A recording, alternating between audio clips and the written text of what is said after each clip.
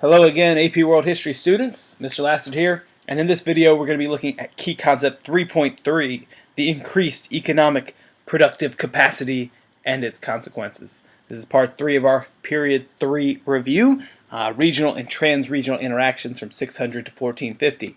As a reminder, use those period 3 key concept review packets found in the description down below. And if you need any more help, take a look at AP Worldopedia or Freemanpedia, our favorite AP World History sites.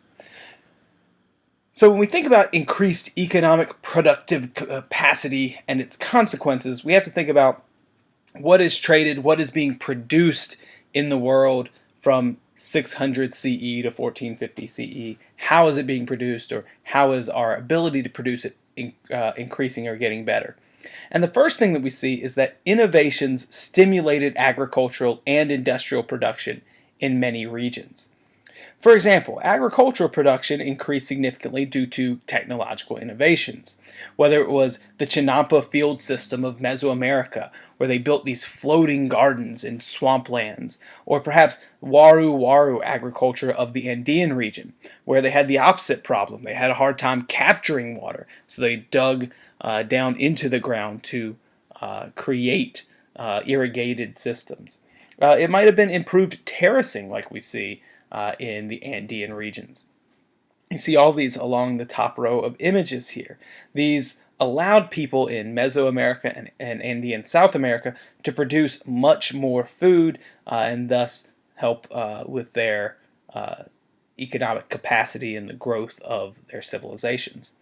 But we also see other things like the horse collar and iron plow, which helps prepare fields to plant more. In Europe, we see the three-field system develop, where you would plant wheat perhaps in one field, barley in another, and leave a third field fallow to regenerate the nutrients that are needed. Perhaps animals might graze there, and then you would rotate those fields from year to year. We also see new varieties of rice, such as champa rice, which you see in the bottom right there, which spreads from Vietnam into China and then further on. Champa rice was drought resistant and could be harvested several times a year. These significantly increased what was being produced agriculturally in this time period, and we see populations reflected. Now, in this time period, we also see the demand for foreign luxury goods increase, especially in Afro-Eurasia. Chinese, Persian, and Indian artisans and merchants expanded their production of textiles and porcelain for export. Industrial production of iron and steel will also expand in China. And again, these are innovations which are stimulating industrial production, especially in Afro-Eurasia. Now, the second thing that we see with this key concept of the consequences of what is going on in this time period is that the fate of cities, oddly in this time period, varies greatly, almost kind of opposites that we see. There's periods of significant decline in cities, especially at the beginning of this time period, and periods of increased urbanization. And that is often buoyed by the rising productivity and expanding trade networks, which really come to define this time period. So let's first talk about the factors that contributed to the decline of urban areas. Certainly at the beginning of this Middle Ages period, we think about invasions in Europe. Viking invasions, which led to the kind of further fragmentation and the further insular nature of Western Europe. Disease also plays a role in this. Think about even later on in this time period, as we get into our 1300s, the spread of the bubonic plague through China, across Asia, and into Europe. Agricultural decline, lower temperatures leading to more difficult agricultural production, especially early in this time period, was common.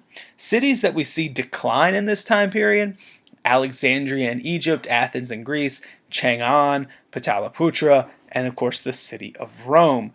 These cities kind of see urban decline. However, there are multiple factors that lead to or contribute to urban revival in this time period. One example is that the invasions that for especially Europe dealt with end. Safe and reliable transport comes about.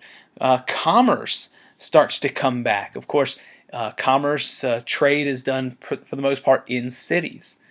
From about the year 800 to 1300, we see warmer temperatures come around, which helps increase agricultural productivity. As agricultural productivity grows, populations rise, and you have available labor that do not necessarily need to toil in the fields, and they might move to cities where we see other types of production or jobs develop. There are a lot of examples of cities that revive or grow, some that are new in this time period. Baghdad, Calicut, Malacca, Novgorod, Timbuktu, Venice, and the Italian city-states.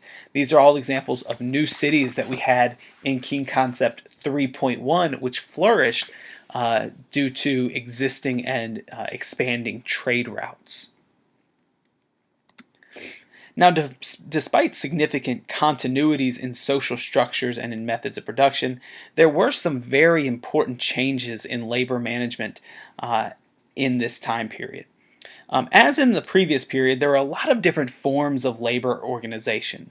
There was free peasant agriculture, nomadic pastoralism, coerced and unfree labor, taxed labor or corvée labor, military obligations that people served, and even craft production and guilds that started to develop.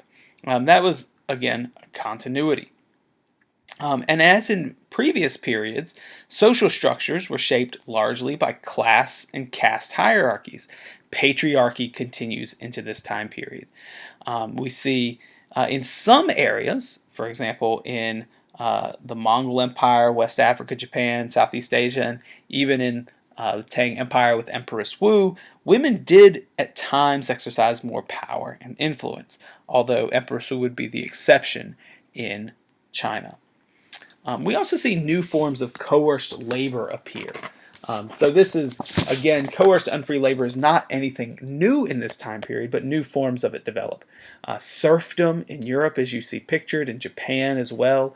The Mita system starts to develop in the Inca Empire. Again, the Spanish will adapt that in our next time period to their needs. And at times, free peasants resisted attempts to raise dues or taxes on them by staging revolts. We see this in both China and the Byzantine Empire. In China, there are revolts against the Sui, led by Li Yuan, which led to the development of the Tang dynasty. A second is the Red Turban Rebellion. But there were several more of these peasant revolts that occurred in this time period. Also, we see the demand for slavery for both military and domestic purposes increase in this time period, particularly in Central Eurasia, parts of Africa, and in the Eastern Mediterranean. Of course, the slave trade will develop and will be kind of thriving by the time Europeans arrive, and then, of course, the slave trade will explode due to the European exploitation of these slave markets. The last thing that we want to look at in time period 3 is the diffusion of religions. Buddhism, Christianity, Islam, Neo-Confucianism, they continue to spread in this time period. Some, like Islam, are new in this time period. And they often led to significant changes in gender relations and family structure. For example, in some Muslim states, we see both men and women allowed to divorce. In China, we see women begin to bind their feet as a sign of kind of not needing to work and men taking care of them. But overall, we see these changes taking place, but we also see the spread of these religions. And so I want to show you this great map from Freemanpedia showing the spread of some of these religions.